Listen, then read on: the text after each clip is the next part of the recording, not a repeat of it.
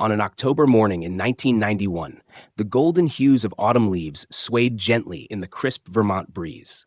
Moss Glen Falls, a picturesque corner of Stowe, buzzed with serene energy, as it often did during this season. Locals and tourists wandered along trails, captivated by nature's display. But for one young woman, what started as a peaceful day turned into a haunting mystery that would grip the community for nearly 2 decades. Patricia Scoville, a vibrant 28-year-old who had recently embraced the tranquility of this mountain town, set off on her bike, unaware it would be her last ride. 6 days later, a group of searchers stumbled upon a horrifying scene: a body hidden beneath a deliberate pile of leaves near the very trails she had adored. As the investigation unraveled, the serene community of Stowe transformed into a landscape of fear and suspicion. Who killed Patricia Scoville? And how did her murderer evade capture for almost 20 years? This is the story of a crime that shattered lives, a family's relentless pursuit of justice, and the technology that finally brought the truth to light. Patricia "Patty" Scoville wasn't just another face in the crowd. She was a dreamer, a doer, and someone who embraced life with open arms. At 28, she had left behind the corporate grind of Connecticut, trading the hectic pace for the serenity of Stowe, Vermont. Known for her kindness, adventurous spirit, and love for nature, Patty was the type of person who made an impression wherever she went. In Stowe, Patty sought a simpler life. She filled her days with outdoor adventures, community events, and time spent with her close-knit circle of friends. It was a decision that many envied, leaving behind stress to live among Vermont's rolling hills and vibrant foliage. But Patty's peaceful haven would soon become the backdrop for one of the most chilling mysteries the town had ever seen. On October 21st, 1991, Patty started her day like any other. She baked cookies, ran errands, and prepared for an afternoon bike ride. It was a crisp fall day, perfect for a trek through the trails near Moss Glen Falls. She waved goodbye to her roommate and pedaled off, her usual vibrancy lighting up the town. That was the last time anyone saw her alive. When Patty didn't return home that evening, her roommate, Annette, began to worry. Calls to friends yielded no answers, and as night fell, unease turned into alarm. By the next morning, Annette contacted the police, setting off a search that would grip the town and leave its residents questioning how such darkness could strike in a place so idyllic. Patricia Scoville had always been drawn to the beauty of life's simpler pleasures. A Cornell University graduate with a sharp mind and a compassionate heart, she had initially pursued a career in corporate communications. But the relentless pace and impersonal nature of the job left her yearning for something more fulfilling. When the opportunity arose to move to Stowe, Vermont, she seized it with open arms. In Stowe, Patty embraced the natural beauty around her. She volunteered for community projects, joined hiking groups, and quickly became a beloved member of the close-knit town. People admired her warm, approachable demeanor and her eagerness to explore the world. Patty had a way of making you feel like you mattered, one friend later recalled. She wasn't just passing through life, she was living it. On October 21st, 1991, Patty started her day with her usual energy. She baked cookies, stopped at the bank, and planned an afternoon bike ride to enjoy the brilliant fall foliage. Heading toward Moss Glen Falls, she waved goodbye to her roommate Annette, who assumed it would be just another routine outing. But when Patty failed to return home that evening, Annette's unease grew with each passing hour. Patty was known for her reliability, and it wasn't like her to disappear without notice. As night fell, Annette called Patty's parents and the authorities, initiating what would become one of the most intense search efforts the town had ever seen. The search for Patricia Scoville began as a community effort, a collective determination to find a vibrant young woman who had vanished without a trace. As news spread, dozens of volunteers, police officers, and search and rescue teams rallied to comb the dense woods surrounding Moss Glen Falls. The area, known for its rugged beauty, presented unique challenges. Thick underbrush and steep trails made navigation difficult, while the vivid autumn leaves seemed to shroud every inch of the forest floor, complicating the search. For 6 days, searchers pushed forward, holding on to the hope that Patty was alive, perhaps injured or lost, waiting to be found. Among the volunteers was a Norwich University cadet, part of a team tasked with covering a section near the falls. On the morning of October 29th, while moving through the dense foliage, the cadet noticed something unusual: a carefully arranged pile of leaves and branches that seemed out of place in the otherwise natural setting. The sight sent a shiver down his spine. When he brushed aside the leaves, the discovery brought the search to a chilling end. Beneath the pile lay the body of Patricia Scoville. Her lifeless form bore the marks of violence, and the deliberate attempt to conceal her told investigators that this was no accident. It was murder. News of the discovery spread quickly, plunging the community into shock and grief. Patty, a symbol of joy and kindness, had been taken in the most horrifying way imaginable.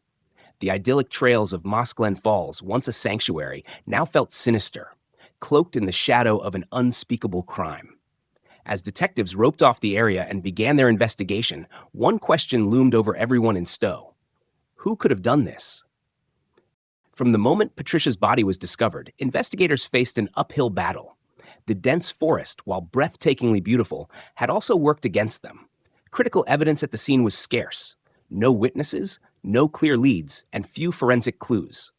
The lack of immediate suspects left detectives grappling with more questions than answers. Stowe's small police force was unaccustomed to handling such a brutal crime, and the Vermont State Police were quickly called in to assist. Detectives began piecing together Patty's last known movements, retracing her bike route, and speaking with anyone who might have seen her that day. Locals described her riding toward the Moss Glen Falls trails around noon, smiling and carefree.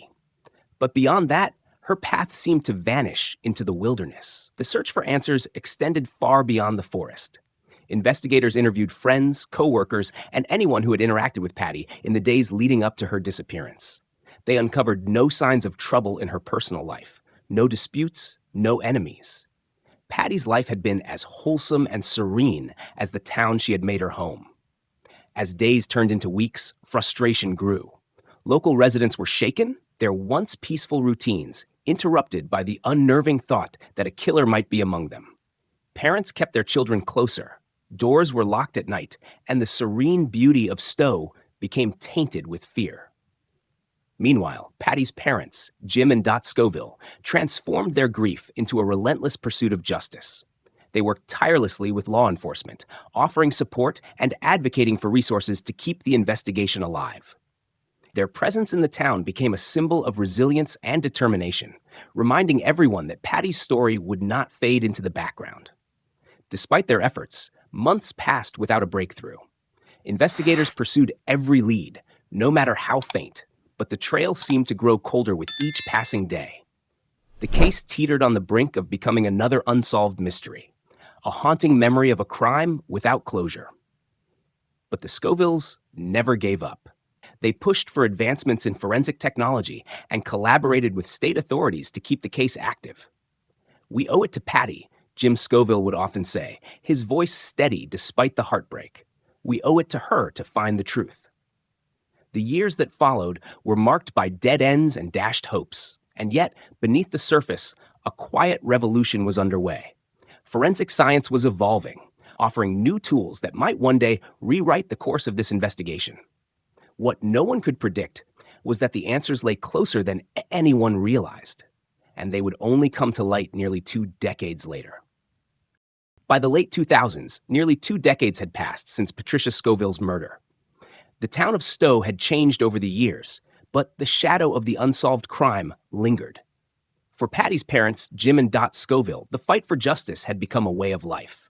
Their persistence, along with advancements in forensic science, would eventually bring a breakthrough that no one saw coming. In 2009, a new team of investigators revisited the case.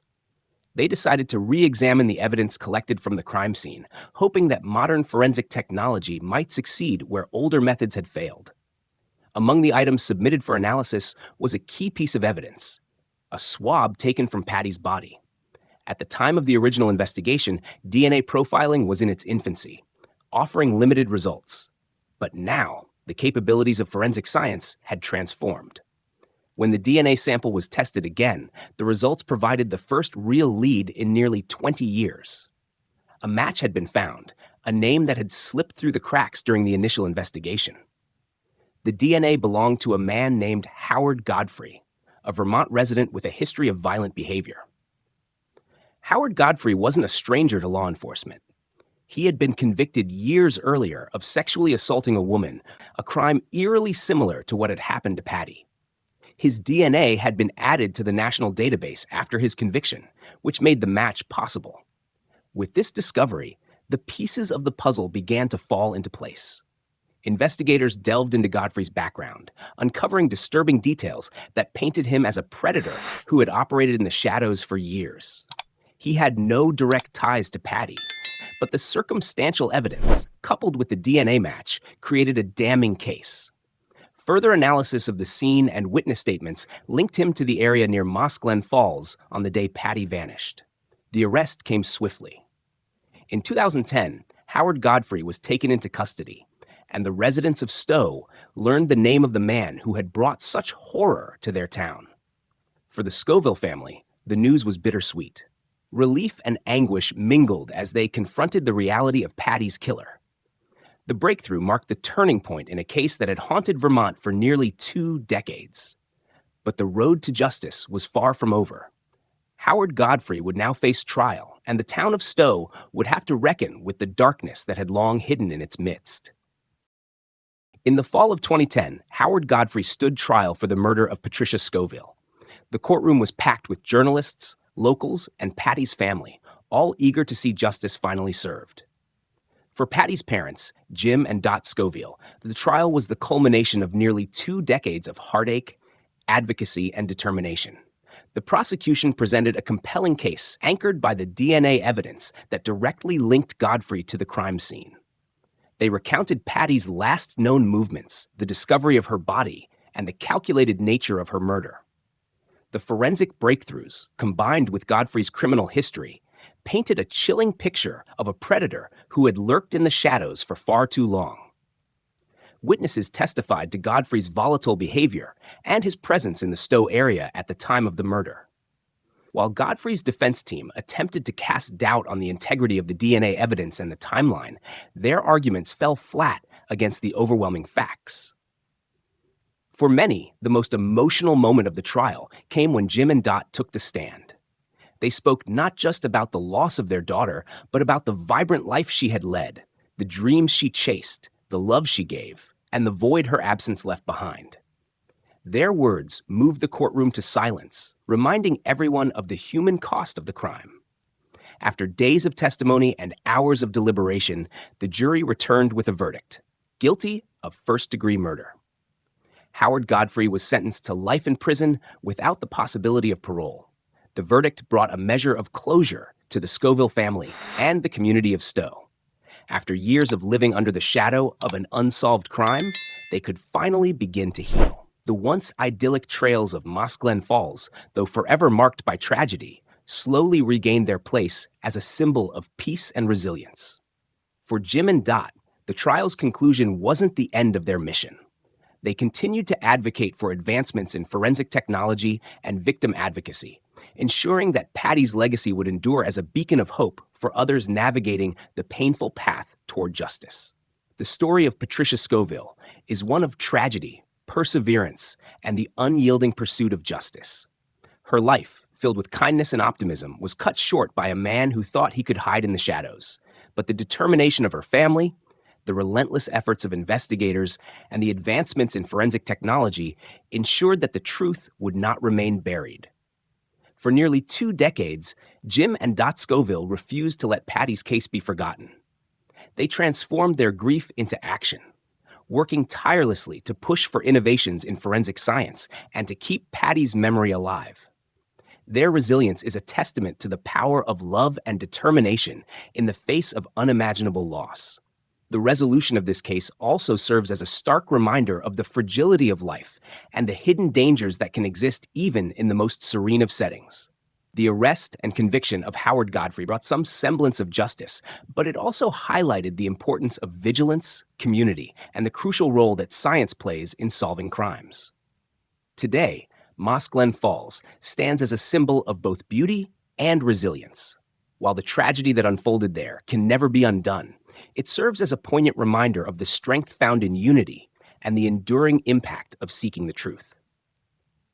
As we reflect on Patty's story, let it remind us to cherish the moments we have, to advocate for those who can no longer speak for themselves, and to never underestimate the power of persistence in the face of adversity. If you were moved by this story, consider sharing it to honor Patricia's memory and raise awareness about the importance of supporting victims and their families. Don't forget to like and subscribe for more stories that uncover the hidden truths behind the headlines.